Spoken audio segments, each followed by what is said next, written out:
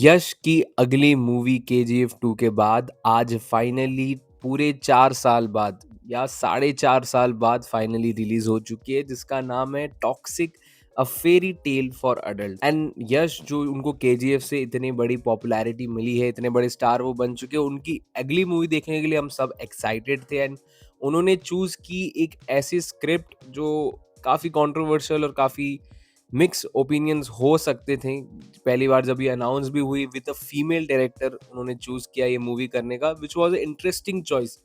तो मैं भी एक्साइटेड था देखने के लिए कि क्या हो सकता है। बट जैसे जैसे इसके टीजर्स ट्रेलर आए तो मेरा ओपिनियन कहीं ना कहीं मिड पे था। मेरी एक्साइटमेंट काफी ज्यादा बैलेंस थी ना, मैं कुछ अनएक्सेप्शनली वेल देखने की उम्मीद कर रहा था, बट एक अच्छी मूवी तो मैं उम्मीद कर रहा था कि ये निकल के आएगी, which it did not turn out to be. क्यों, मैं आगे बताता हूँ। शुरू से बात करते हैं इस पे। मूवी में हमको एक राया नाम का बंदा दिखाया गया है जो कम्प्लीटली अनहिंज्ड है, काफी वायलेंट, काफी ज्यादा सेक्स ड्रिवन है। बंदा एकदम रंगीन शौक वाला दिखाया गया है हमको इसमें। एंड बेसिकली ये टॉक्सिक मैस्कुलिनिटी की एक ट्रेड जो है ये हमको क्लियरली इस कैरेक्टर में देखने को मिलती है। एंड ये बेसिकली एक गैंगस्टर है जो अपने आप को स्केल अप करते जा रहा है अपनी बहन के साथ, जिसका कैरेक्टर नयनतारा प्ले कर रही है। And basically he is a gangster, बस। इसके अलावा यश की कोई आइडेंटिटी नहीं है पूरी मूवी में, ना कोई कैरेक्टर डेवलपमेंट है, ना कैरेक्टर में कुछ डेप्थ है। मूवी में इतना ही हमको पता है, इतना ही बताया गया है और इतना ही आपको देखने को मिलेगा। उसके अलावा आपको कुछ जानने की जरूरत नहीं है, क्योंकि पूरी मूवी का एक तो पहली बात कोई भी एक स्ट्रक्चर नहीं है जिसको वो फॉलो करे।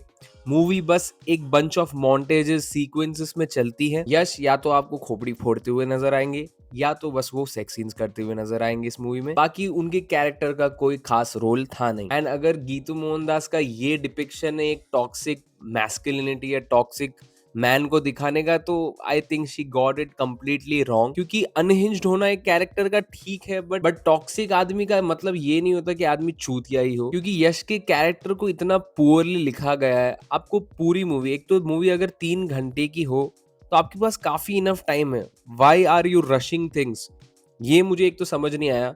अगर आपको गैंगस्टर लाइफ भी दिखाई गई है तो ना मुझे प्रॉपरली राइवलरी या फिर हायरार्की उस गैंगस्टर में कैसे यश लेवल अप करके एज अ गैंगस्टर टॉप पे पहुंचा, ये सब भी कुछ दिखाया नहीं है। राइवलरीज कुछ भी, लाइक बेसिकली वर्ल्ड बिल्डिंग इसकी इतनी ज्यादा पुअर है, या फिर ये भी कह सकते हो कि एस्टेब्लिश किया ही नहीं गया है। इस चीज को बिल्कुल नजरअंदाज किया गया है। ये मूवी बेसिकली एक कैरेक्टर स्टडी है, एक ऐसे कैरेक्टर, एक टॉक्सिक आदमी को दिखाने की कोशिश की है। But being a character study movie, आप जिस कैरेक्टर को दिखा रहे हो, जिस कैरेक्टर जो आपका मेन कैरेक्टर है, उसी कैरेक्टर में कोई डेप्थ देखने को नहीं मिलती। एंड देन आप थर्ड एक्ट में सडनली एक ट्विस्ट फेंक के मारते हो। एंड आप, मैं समझ गया आपका कि इंटेंट क्या था, कि आपको क्या दिखाना था, बट वो एस्टेब्लिश्ड है ही नहीं पूरी थ्रू आउट द मूवी में। अगर आपको एक कैरेक्टर को दिखाना है कि he is ascending into madness, तो आप एस्टैब्लिश करो ना उसके ट्रेड्स, उसके हमको थोड़े glimpses through out the movie setup देखने को मिलना चाहिए, एक डेवलपमेंट देखने को मिलना चाहिए कैरेक्टर का, जो है ही नहीं। बस थर्ड एक्ट में suddenly out of the blue आपके सामने एक ट्विस्ट मारा जाएगा and it is meant to impact you in some way, but मुझे नहीं हुआ वो उतना इम्पैक्ट।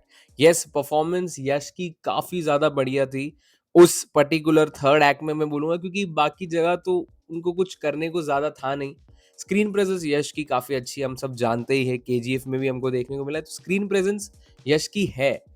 बट उसके अलावा पूरी मूवी में मुझे as a screenplay, as a writing, मुझे कुछ देखने को मिला ही नहीं material. Female characters on the other hand काफी बढ़िया लिखी गई है, डेफिनेटली मैं ये बोलूंगा। स्पेशली क्यारा अडवाणी का कैरेक्टर, उनका कैरेक्टर मुझे एक बार देख के लगा कि हाँ, this movie might be good and it is actually going somewhere, but नहीं, आई मीन मूवी बस डिप ही खाती है। एंड फीमेल कैरेक्टर्स क्यों एक गुड प्रेजेंस होल्ड कर पाते, क्योंकि मुझे लगता है उनको टाइम दिया गया है मूवी में, प्रॉपर सेटअप है उनका, प्रॉपर एग्जीक्यूशन है, प्रॉपर कैरेक्टर डेवलपमेंट दिया गया है। एंड फीमेल कैरेक्टर्स में भी मुझे याद आया कि सब तो मैं नहीं बोलूंगा, एक दो कैरेक्टर्स है जो मुझे ऐसा फील हुआ कि उनकी प्लॉट में कोई जगह नहीं थी, but they were just added to take the story one step further, जो in the first case exist करती ही नहीं है। एक मूवी में हमको शुरू में कैरेक्टर इंट्रोड्यूस किया जाता है, सेटअप दिखाया जाता है पूरा वर्ल्ड का, एंड एक पर्पस, एक मोटिव होता है कैरेक्टर का, जो एक्ट 1 में हमको देखने को मिलता है।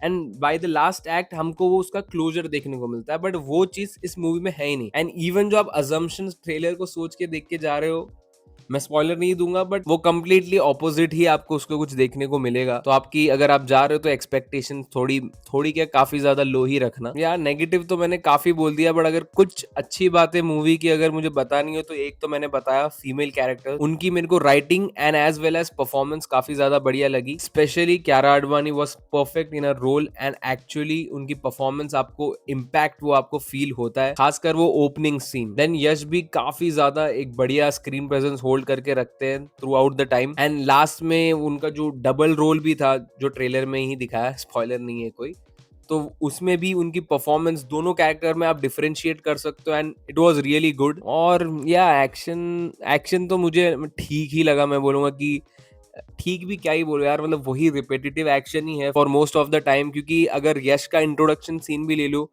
तो हर एक मिली सेकेंड में आपको एक स्लो मोशन शॉट देखने को मिलेगा। मतलब इतना ज्यादा slow motion, excessive usages of slow motion.